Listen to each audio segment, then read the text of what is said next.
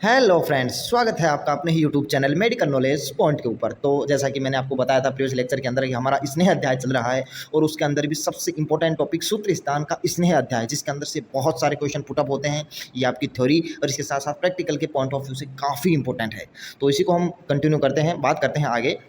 तो हमारा next quotation है, इसका हर एक शब्द का अर्थ बताऊंगा आपको, तो आपको यहीं पर लर्न कर लेना है बहुत अच्छी तरीके से। इसके लास्ट के अंदर हम नेक्स्ट जो वीडियो होगा उसके अंदर हम क्वेश्चन प्रैक्टिस करवाएंगे आपको इसके रिगार्डिंग जो भी है। तो शुरू करते हैं बिना टाइम वेस्ट किए। ओके,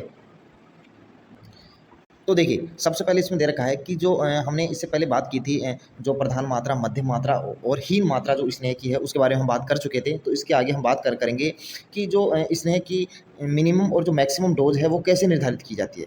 तो देखिए स्नेह को मिनिमम कितने टाइम के ड्यूरेशन में दिया जाना चाहिए और मैक्सिमम उसके कितने टाइम के ड्यूरेशन में उसको दिया जा सकता है, इसके बारे में हम कंप्लीट बात करेंगे। तो देखिए मैक्सिमम और मिनिमम जो ड्यूरेशन है वो क्या है कि स्नेह से प्रकर्षो तो सप्त रात्र रात्रि रात्र को कि जो स्नेह है उसको मिनिमम जो आप दे सकते हो वो मिनिमम 3 डेज़ के लिए दे सकते हो और मैक्सिमम 7 डेज़ के लिए दे सकते हैं। ठीक है, तो अब ये बात करते हैं कि मिनिमम जो है 3 डेज़ के लिए क्यों देते हैं। क्योंकि देखिए जो स्नेह हमने पहले पढ़ा है कि स्नेह जैसे दिया जाता है तो उसमें स्नेह का डाइजेशन होता है, उसके लिए एक अच्छी डाइजेशन कैपेसिटी चाहिए। तो कम से कम यदि पर्सन की जो पेशेंट है उसकी डाइजेशन कैपेसिटी कम है तो उसको 3 दिन तक वो आराम से टॉलरेट कर सकता है। ठीक है, मैक्सिमम देने का कारण ये होता है कि इससे डाइजेशन वीक होता है, इससे दुर्बलता आती है। तो एक रेंज है 3 से 5 दिन के अंदर इसको दिया जाता है। ओके, नेक्स्ट बात करते हैं जनरल इंडिकेशन ऑफ स्नेह की। जो स्नेह है उसके जनरल इंडिकेशन क्या हैं, स्नेह के जनरल इंडिकेशन क्या क्या हैं, इसके बारे में हम एक एक करके बात करेंगे। तो सबसे पहले शुरू करते हैं जनरल इंडिकेशन ऑफ स्नेह। देखिए इसमें क्या क्या दिया है कि कौन कौन सी ऐसी आइडियल कंडीशन है, सिचुएशन है जिसके अंदर स्नेह करवाना यूजफुल माना जाता है। श्वेधा, सबसे पहले श्वेधा, श्वेधा मीन्स जो ओव्यूलेशन थेरेपी है उससे का पूर्व क्रम माना जाता है। तो उस कंडीशन में इसका यूज किया। शोधित, शोधित वयाश्च जो शोधन प्रोसीजर हैं उनसे पहले इसका यूज किया जाता है स्नेह का। ठीक है, रुक्ष जिसकी बॉडी के अंदर ड्राइनेस बढ़ी हुई है, वात विकार है, बॉडी के अंदर वात रुक्षता बढ़ी हुई है, इसके साथ साथ में ड्राइनेस बढ़ी हुई है, रफनेस है। तो वो जो कंडीशन है, जो वात से रिलेटेड जो भी डिसऑर्डर है उसके अंदर इसने का इंडिकेशन दिया गया है, जनरल इंडिकेशन है। इसके साथ साथ में भी जो भी व्यायाम, मध्य स्त्री नित्या जो कि रेगुलर रूप से व्यायाम करता है, मध्य का इंटेक करता है और स्त्री भोग करता है। इसने चिंत को जो कि बहुत ज़्यादा थिंकिंग प्रोसेस करता है, या फिर हम बोल सकते हैं कि जिसका जो वर्क है वो थिंकिंग वाला ज़्यादा वर्क है। फॉर एग्जांपल किसी ऑफिस का वर्क हो गया या कोई अदर वर्क है जिसमें ज़्यादा थिंकिंग की ज़रूरत पड़ती है, तो वहाँ पर इसका यूज़ किया जाता है for a general indication of स्नेह। तो मैंने आपको कंडीशन बताई कि कौन कौन सी स्नेह की जनरल कंडीशन होती है। अब देखिए कि कॉन्ट्रा इंडिकेशन फॉर स्नेह है, ये बहुत ही इंपॉर्टेंट है। यहाँ से एमसीक्यू क्वेश्चन भी कई बार पुट होते हैं कि कौन कौन सी कंडीशन है जिसमें कि स्नेह जो है वो कॉन्ट्रा इंडिकेटेड माना गया है। ओके, तो सबसे पहले इसमें जो गिवन है हम इसमें एक एक मैं आपको पॉइंट कवर करते हुए चलूँगा। आप एक एक जो शब्द है उसका अर्थ नोट डाउन कर लेना है, आपको तुरंत यहीं पर लर्न कर लेना है। ये आपकी यूजी और इसके साथ साथ के अंदर पीजी के पॉइंट ऑफ व्यू से बहुत ही ज़्यादा इम्पोर्टेंट है।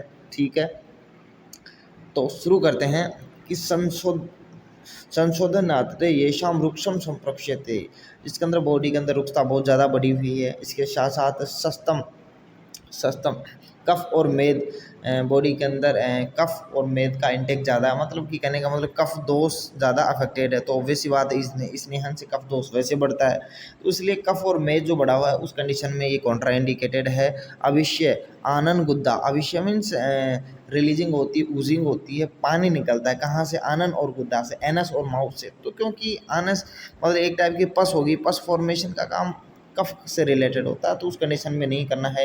नित्यमंद अग्नश्य एक लॉन्ग टाइम पीरियड से मंद अग्नि है, उस कंडीशन में नहीं करना चाहिए। मूर्छा, तृष्णा, मूर्छा, परिताश्य, तृष्ण लग रही है, मूर्छा है, फेंटिंग है, उस कंडीशन में भी नहीं किया जाता है। गर्भिणी तालु शोषित है, प्रेग्नेंट लेडी हो गई, इसके साथ साथ में भी उसके अंदर बॉडी के अंदर फेस के अंदर ड्राइनेस है, सूखापन है, उस कंडीशन में भी कॉन्ट्रा इंडिकेटेड है। अन्न द्वेष, does not desire of food. Okay, जठर, जठर अग्नि बहुत ज़्यादा है। दुर्बलता, वीकनेस है, वीकनेस के बहुत सारे कारण हो सकते हैं। क्योंकि देखिए इसमें वीकनेस में, दुर्बलता में क्यों इंडिकेटेड किया? इसका रीज़न ये है कि जो ओव्यूलेशन थेरेपी की जाती है उससे डाइजेशन होता है, डाइजेशन में एनर्जी की ज़रूरत पड़ती है, तो बॉडी पहले से वीक है तो और भी ज़्यादा वीकनेस आ जाती है। तो जो व्यक्ति दुर्बल हैं, कमज़ोर हैं, जिनका स्वास्थ्य सही नहीं रहता, उनके लिए ये मना किया जाता है, कॉन्ट्रा इंडिकेटेड है, ठीक है। इसके साथ साथ में मद आतूर, जो मद के अंदर सेवन करते हैं, उसको भी नहीं करना चाहिए। इसमें नस्त बस्ती बस्ती कर्म कर्मनेशु नश्य, जो नोज़ के अंदर मेडिकेटेड ऑयल के ड्रॉप डालते हैं, नश्य। इसके साथ साथ के अंदर इसमें एक बस्ती बस्ती जो प्रोसेस है उसके अंदर भी इसका कॉन्ट्रा इंडिकेटेड दिया गया है। तो आपको लर्न करना है कि कॉन्ट्रा इंडिकेटेड ऑफ इसने। ओके, आगे चलते हैं।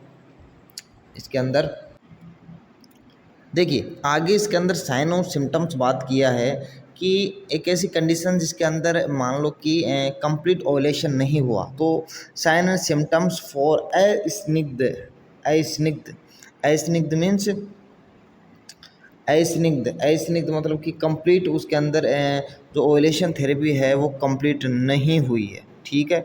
तो वो आपका इसके अंदर इंक्लूड किया जाता है अस्निग्ध के अंदर। तो देखिए इसमें क्या गिवन है, साइन एंड सिम्टम्स फॉर अस्निग्ध इनकम्प्लीट ओवुलेशन। ओवुलेशन जो प्रोसेस वो पूरी नहीं हुई, इनकम्प्लीट रहेगी, तो उस कंडीशन में कौन कौन से साइन और सिम्टम्स प्रोड्यूस होते हैं। तो देखिए बहुत ही अच्छा कोटेशन दिया गया है कि पुरुषम ग्रंथित रुक्षम वायु प्रागरूप मृत्यु।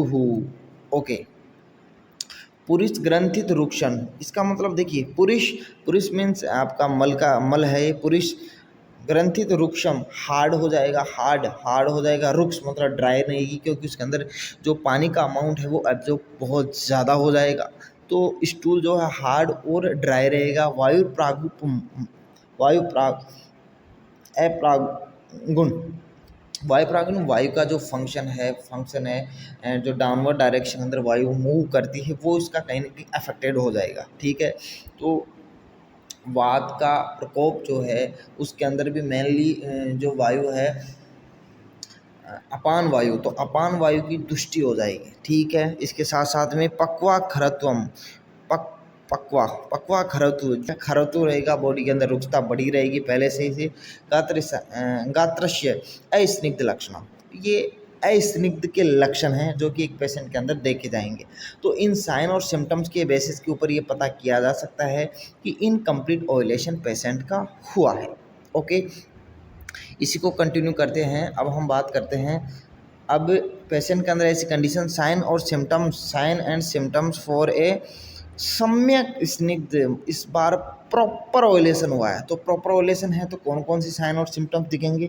ओके, वात अनुलोमन से वात का मूवमेंट डाउनवर्ड दिशा के अंदर होता है, जो कि काम कराने का काम करती है आपकी अपान वायु। तो अपान वायु का नॉर्मल फंक्शनिंग रहेगी, ठीक है। दीप्तो डाइजेस्टिव पावर अच्छी रहेगी। वर्चस्व स्निग्धम असहत, जो स्टूल है वो स्निग्ध रहेगा, ठीक है।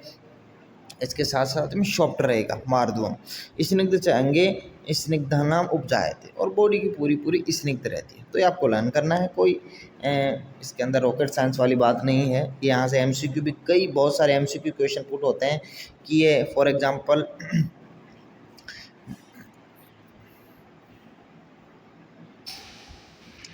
इसके अंदर क्वेश्चन पूछा जा सकता है कि वातानुलोम में जो है वो इसने की कौन सी कंडीशन के अंदर ये साइन और सिम्टम देखने को मिलता है। तो आपको इसके अंदर लगाना सम्यक स्निग्ध के अंदर। ओके, अब एक लास्ट हमारा और बचता है कि साइन और सिम्टम्स फॉर अति स्निग्ध लक्षण, मतलब इस बार जो ओवुलेशन है वो ओवर हो गया, जितना सोचा था करना था उससे भी ज़्यादा स्निग्ध हो गया। तो उसमें कौन कौन सी कंडीशन देखने को मिलेगी? पांडुता, सबसे पहले पांडुता, पेलरनेस हो जाएगी, गौरवम हैवीनेस हो जाएगा, हैवीनेस पूरे माइंड का होता है। इसके साथ साथ में पूरी बॉडी ऐसे लगेगा है कि जैसे भारी भारी हो गया है, ठीक है।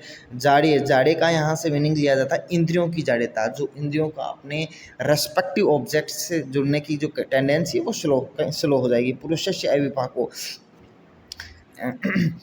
इमेच्योर फॉर्म के अंदर स्टूल पास होगा, ठीक है। इसके साथ साथ में तंद्रा, ड्राउजिनेस, अरुचि, उत्क्लेश, नोजिया, घबराहट बोल सकते हैं। ये ऐसी कंडीशन है जिसके अंदर अति स्निग्ध ओवुलेशन के अंदर ये कंडीशन ईजिली सीन हो जाती है। तो ये आपको लर्न करना है, ये मैंने कंप्लीट बताया आपको। वीडियो को इतना ही करते हैं, ज़्यादा लंबा नहीं करते हैं। तो मिलते हैं नेक्स्ट वीडियो में एक नई अपडेट के साथ। यदि आपको फिर से कोई डाउट हो, कोई क्वेरी हो, कोई क्वेश्चन हो, तो आप कमेंट बॉक्स के अंदर पूछ सकते हैं, इसका ज़रूर ना ज़रूर रिप्लाई दिया जाएगा। ओके, मिलते हैं नेक्स्ट वीडियो में एक नई अपडेट के साथ। जब तक के लिए जय हिंद।